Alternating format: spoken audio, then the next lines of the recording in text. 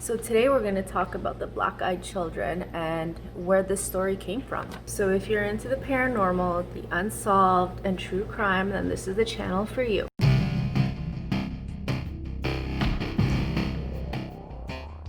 Black-eyed children, okay. So I remember the first time I heard about what the black-eyed children were, and I thought it was just a whole bunch of like weird kids running around playing tricks on people, but then I had my own experience, which I didn't really connect till I was much older. But we'll get into that at the end of the story. These kids, they look fairly like us. If you were to look at them from far away, you would kind of just think they were just another teenager. But what sets them apart is that they are quite pale, like oddly pale, ghostly pale, very, very white. Legend goes that they appear either at your front door or they appear at your car and they'll knock. And once you notice or acknowledge that they're at your door, they start asking to be let in, and they'll use any excuse that they can, that they need to use your phone, they need to use your bathroom, that they're lost, they need help. So this phenomenon really caught on in 1996 with the story of Bethel. Now, if you haven't heard the story, it's quite popular. It's circulating around all of the forums on Reddit, all over. Basically, it went viral in 1996, well, as viral as it could have. And the story goes that he was in his car all alone. He was parked outside of the movie theater and he was writing a check. So he was using the lights from the parking lot shining in through his car, and he was writing his check, and he was going to go deposit it at the mailbox that was just right beside the entrance to the movie theater. So he's minding his business and he's about to go drop off the check when he hears a knock at his car. So he looks over and he sees two little boys. He said they were probably between the ages of 11 and 13 years old. And his first instinct is like, where did these guys come from? Like, he's in an empty parking lot, there's no one around him, and he thought he would have been able to see anyone approaching his car from a far enough distance. So the two boys start knocking on his door, and the first thing he noticed about them was that they were pretty pale. The first kid, who he says was the speaker or the spokesperson of the two, was really pale. He seemed a little bit older and he had brown hair. The second kid was a little bit younger. He was also quite pale. He had freckles and he had red hair. So the two kids start knocking on his door, but only the first kid ends up speaking. And he ends up asking the guy for a ride home. They had forgotten their money. They were going to go see a movie.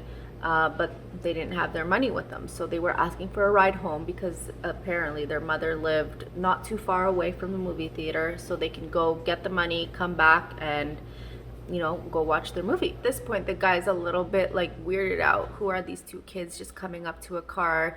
If that were me, well, I know when I was 11 years old, I don't think I would have gone up to a stranger and asked them for a ride home. Like, growing up, we were all taught not to talk to strangers, right? So this kind of weirds him out a little bit, but he's trying to rationalize it inside of his head, like, okay, well, if they don't live too far, maybe it's okay. Maybe they really did forget their money.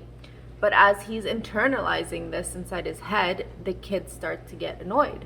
So as the kids are getting annoyed, they've been standing outside for what is a few minutes at this point, asking for a ride home. They start tapping on the window again, and aggressively, the first kid says, "Come on, man, we're just two little kids. It's not like we have a gun or something." Completely freaks out the guy. I think it would freak out anyone. It would freak out me for sure. And that's when he said absolute fear really took over him. Like that internal sense of fear when something is wrong. He decides to roll down the window a little bit, and he asks the kids, "What movie are you going to go see?" He was starting to test them to see if they were lying to him or not. So he checks the moniker up above him, and the kids couldn't see it because they were facing him. So the names of the shows were behind them, so they couldn't see them without turning around. And at that point, he would know that they were lying.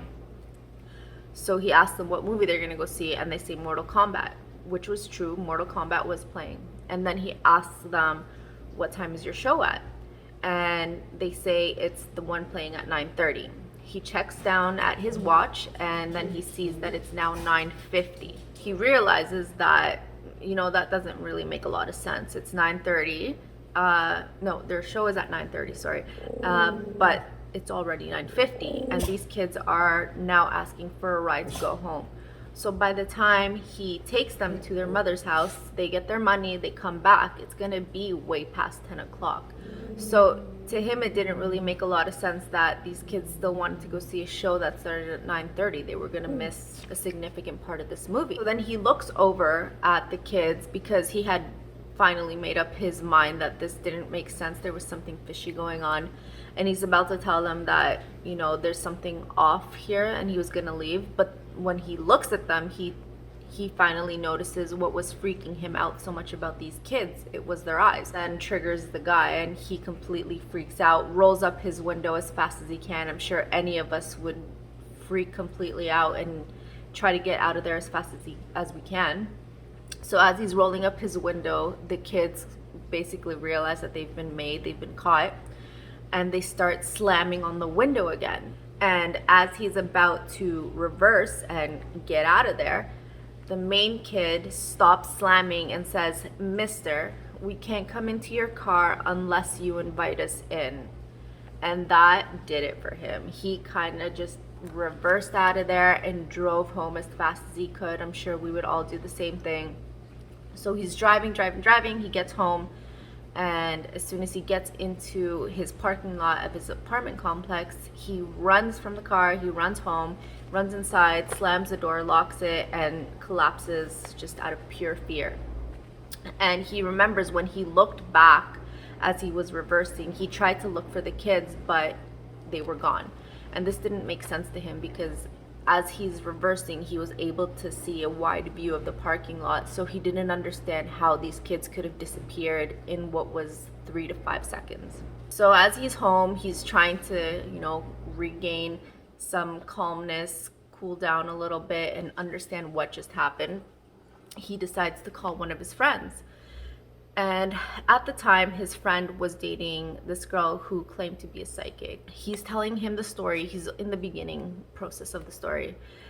But before he can finish, the girl interrupts their conversation and asks him if the kids had black eyes. So he says, "Yeah, how did you know that?" And she doesn't go into much detail, but she says it's a good thing you didn't let them in because they would have killed you. So not too long ago, I was actually doing some research on this story, and I came across a podcast that Brian had been invited on, and where he discussed the story and how the story went viral. But in that podcast, he also gave some theories as to what he thought these kids could be. A lot of people think these kids are demons or aliens, but he doesn't think they are either, actually. He actually thinks there's some sort of interdimensional being, some sort of entity from the Matrix. I also want to say that it's important to note that Brian was a professional writer. He was a journalist. So he also made a point of this in the podcast, saying that he was trained to notice detail. He was trained to pick up on the smaller things that no one else would normally notice, right? And also, as part of his training in being a writer, he would rule out explanations. I guess you would consider him a skeptic. He would try to rationalize any event and try to come up with a rational conclusion as to what happened, instead of automatically saying, it's an interdimensional being from the Matrix. And so in doing that, he explained that he had gone back to the movie theater several times with his friends over the years to try to recreate the scene, but he was never able to do so successfully. Like, he would never be able to reverse the car, and his friends would try to run away, but he would always be able to see them leaving the parking lot. So he still has no way of explaining how those kids were able to disappear in 3 seconds. So as I said earlier in the beginning of the video, no one really knows what happens when you let these kids in. That's because people usually don't let them in. I mean, I wouldn't really let in 2 creepy strangers into my home, but it's also because we don't know what happens if you let them in. Like, if someone actually did let them in, they probably are not around to tell us what happens. So some of the cases that Brian had heard of people letting them in, and these are just alleged stories, there's no actual verification on what happened to these people, but One person was said to have gotten into a car crash not too soon after the kids were let in. Another guy had gotten radiation poisoning. But the consensus with anyone who has experienced the black-eyed children is that they feel an immediate sense of uneasiness. They feel fear, and they automatically start feeling drained of energy. That brings me to my story. This happened when I think I was maybe like 20, 21. And it was Canada Day. So I live in Canada, and on Canada Day, everyone celebrates by going downtown. So I was on my way downtown. I was with one of my friends, and we were taking the bus. And this was one of these long buses that had quite a bit amount of seating on them. I think you could probably fit easily 100 people on there. So I'm on there on one side of the bus, and she's right across from me on the other side because the bus was empty at that point. So we're just talking to each other, minding our own business, and then this girl gets on the bus and she sits directly in the seat in front of me. At first I thought that was weird. I'm sure anyone that takes the bus thinks it's weird when the bus is empty and someone decides to sit right beside you. It's just uncomfortable. Like, I need some space, please. So she sits right in front of me, and I'm just like, okay, whatever. I didn't really care. I was talking to my friend. I was minding my own business. And in the middle of our conversation, this girl completely turns around. Oh, and before this, I want to say she was very pale. She was really, really pale. And she had light orangey red hair with freckles.